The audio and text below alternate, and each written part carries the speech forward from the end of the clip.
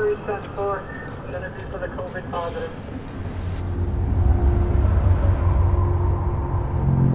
You know, the interesting thing about COVID, every week, ask me the same question, I'll give you a different answer. In the next several days to a week or so, we're going to continue to see things go up. It was really hard at the beginning, I think, to realize how contagious this virus really was. There are many things about this virus that we don't understand. Do you know what even is more contagious than the coronavirus? The fear. And you know what it really occurred to me? Why we're so afraid of the coronavirus? It's because it's invisible. We have no idea where it is. We have no idea who it has attached itself to. I remember sitting in that isolated room and praying to God, please help me through this so I can return to my family. I didn't know if I was going to make it out, and I didn't know if I had done everything I wanted to do. Every time something went away, something else came up. This is not a financial situation. It's not a social situation. It's not anything other than a war and a fight for our lives. And what you need to do, people, is you need to come out on the other side. And then we will figure out what is going on. It was called a bad flu. 12 weeks later, we know it's a lot more than that.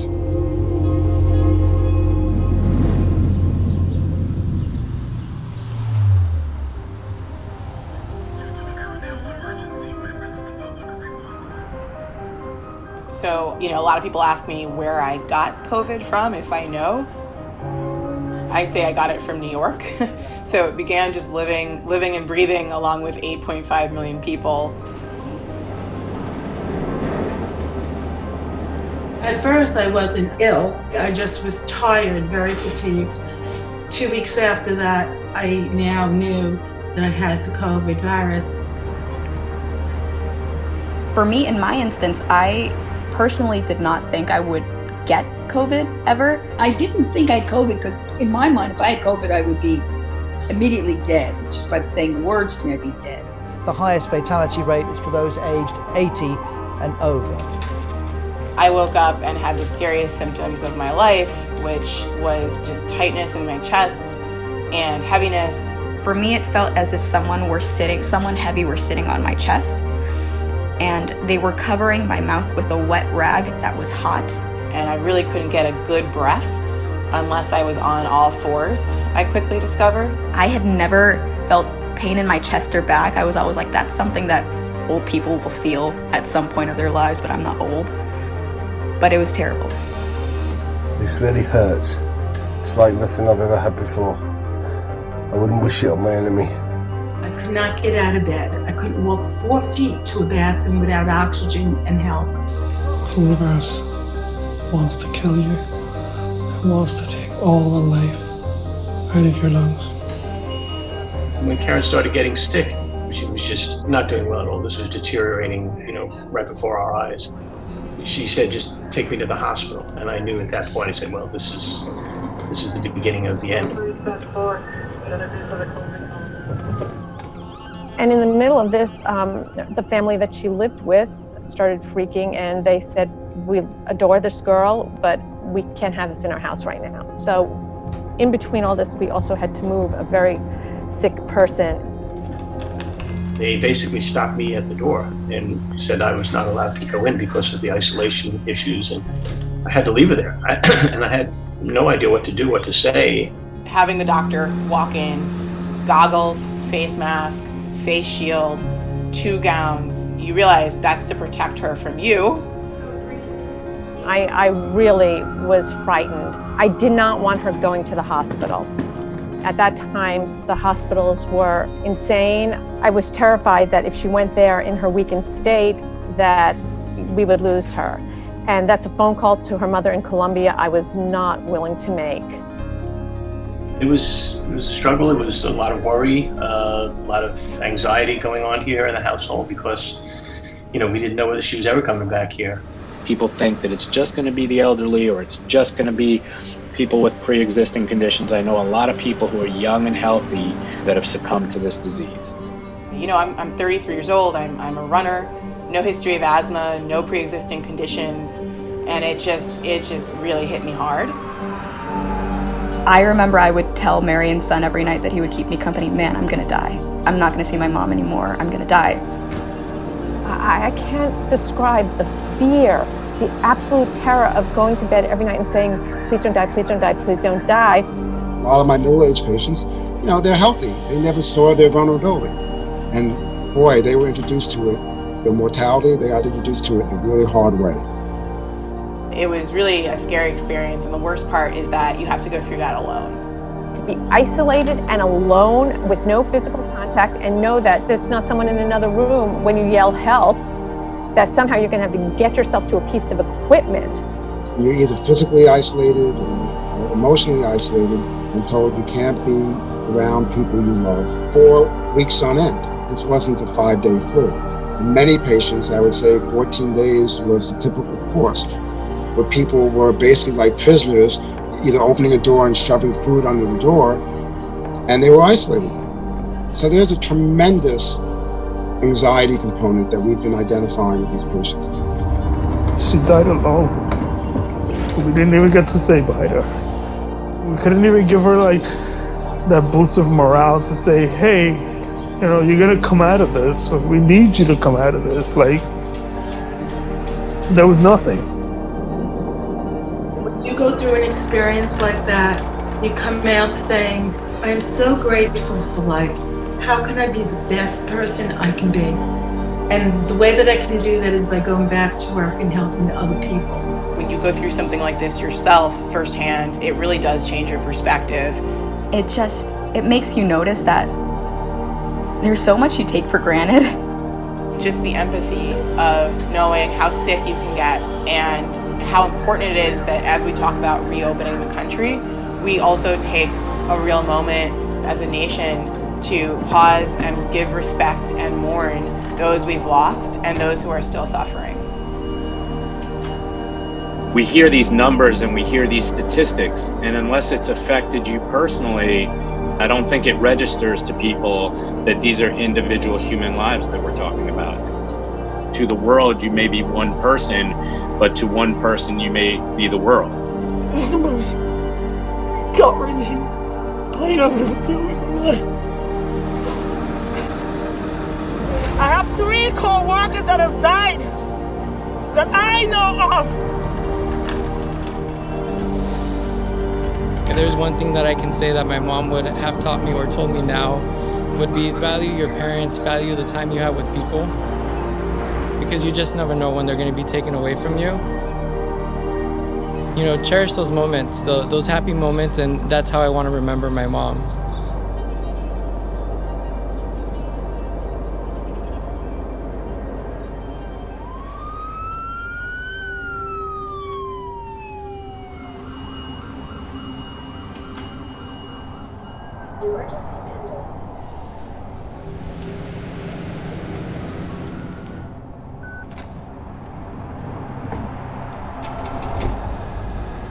And this is where I want to say the healthcare providers are amazing. They were there for me. The nurses aides.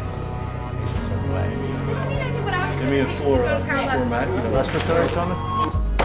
I have a ton of friends who are EMTs. They are sleeping in their cars outside of the station because they don't want to potentially risk their families. These frontline people who have put their lives on the line to support you under the most adverse conditions, but they're doing the best they can all the time. You know, doctors and nurses are known for their ingenuity, but right now they're facing unprecedented pressure and a crush of patients. It feels like there's nothing we can do for her. No matter what, I still love my job, and I'm going to do everything in my power to save lives. Take some deep breaths, you're okay. Healthcare workers have come down and gone home with these stories and have to live and remember them. My best friend was a fireman who died in the World Trade Center.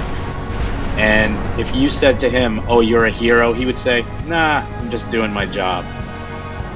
And that in itself is what makes you guys so heroic, because you don't do it for the credit or the fame or the adulation of the crowd. You do it because it comes from the heart.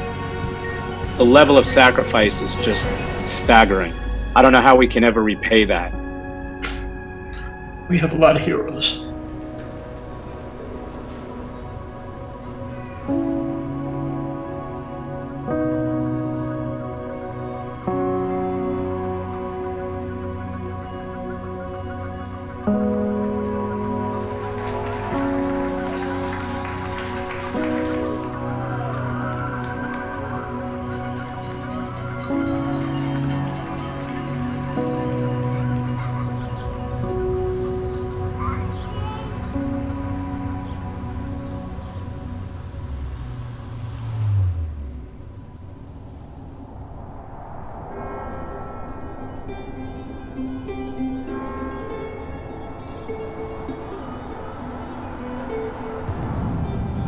The first part of the pandemic was the fear of getting it.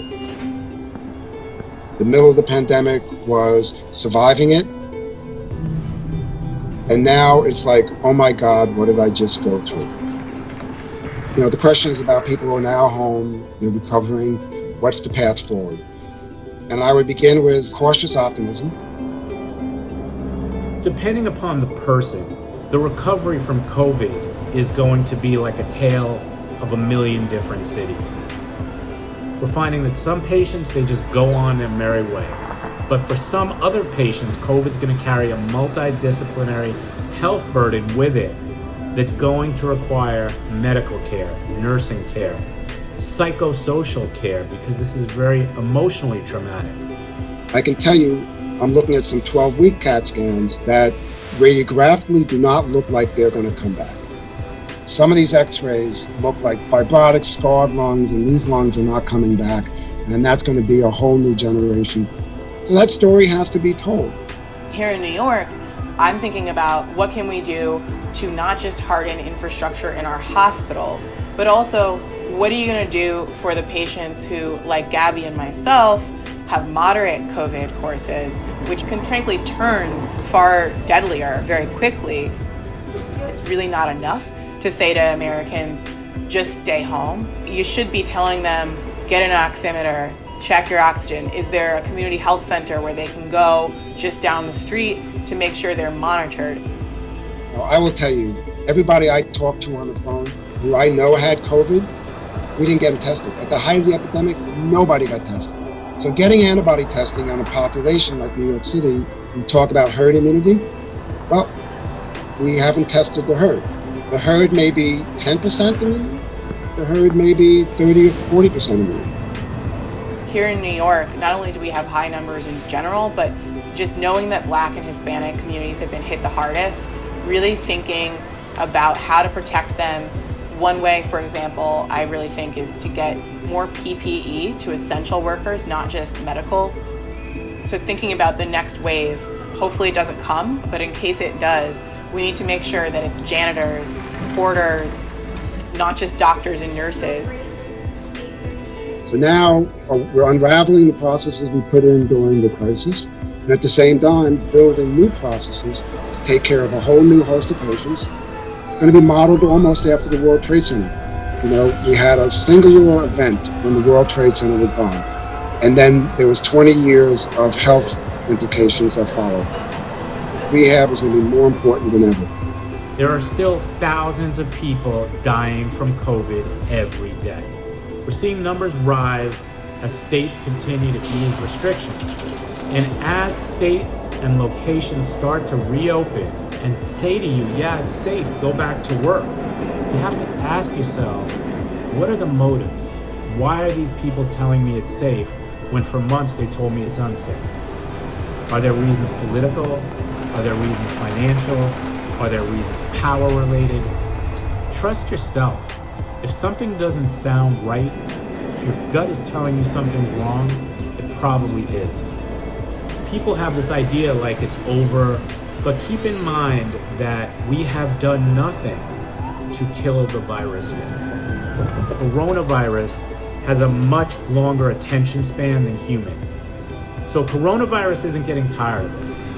COVID-19 is waiting to see what's next. So for those of you that don't think this is real, I hope you never find out from personal experience just how real it is. I just want people to be safe. That's all. And until there's a vaccination, we won't be truly safe.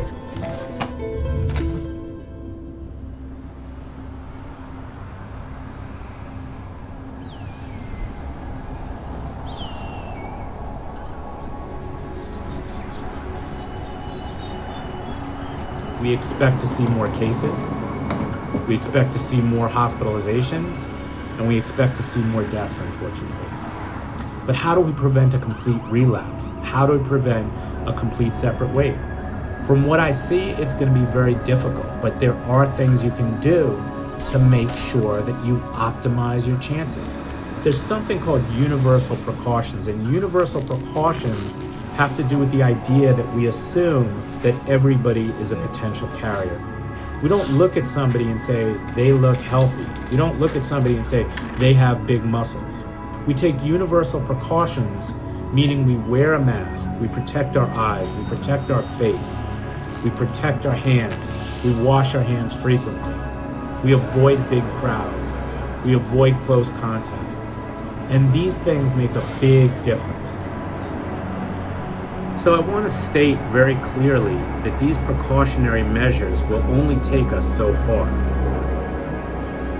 Without true introspection, without really asking ourselves, what did we do? What did we do to contribute to all of this? I can assure you this is not going to be the last pandemic we face. I want to share a piece with you that hits the nail on the head and I think puts a lot of things in great perspective for us. We fell asleep in one world and woke up in another. Suddenly Disney is out of its magic. Paris is no longer romantic. And New York doesn't stand up anymore. The Chinese wall is no longer a fortress, and Mecca is empty. Hugs and kisses suddenly become weapons. And not visiting parents and friends becomes an act of love. Suddenly you realize that power, beauty, and money are worthless and cannot give you the oxygen you're fighting for. The world continues its life, and it is beautiful. It only puts humans in cages. I think it's sending us a message. You are not necessary. The air, earth, water, and sky are fine without you. When you come back, remember that you are my guests, not my masters.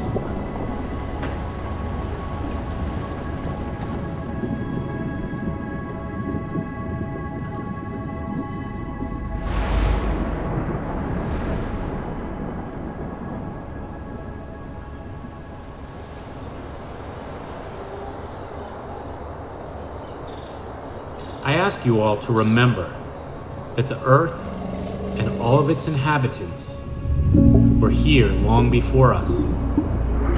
Animals, forests, oceans have all been here living in a harmonious balance for millions of years.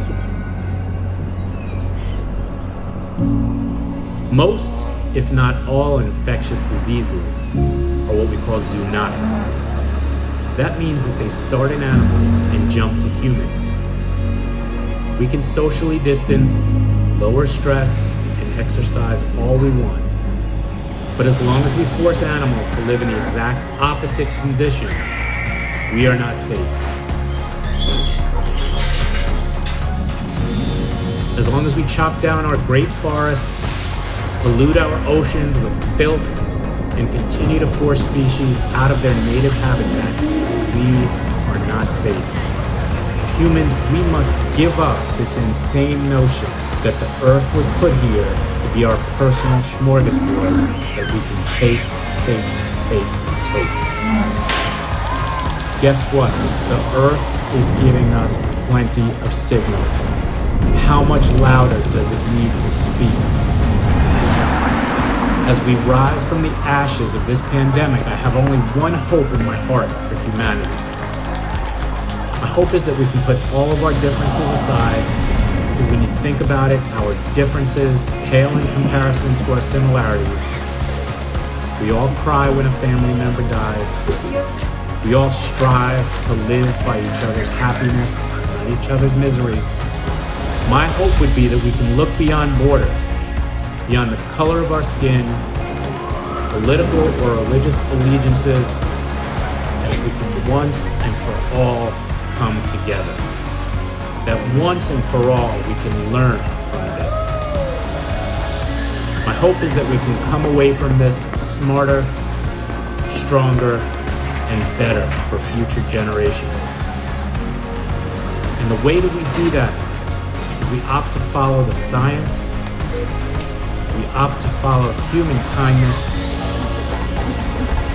and we opt to fulfill our role as stewards of this planet and every living being on it.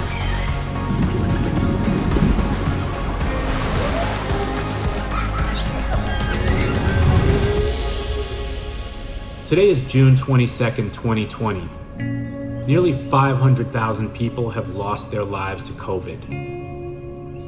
Let us honor this loss, and let us honor their lives in the way that we live our lives from this day forward.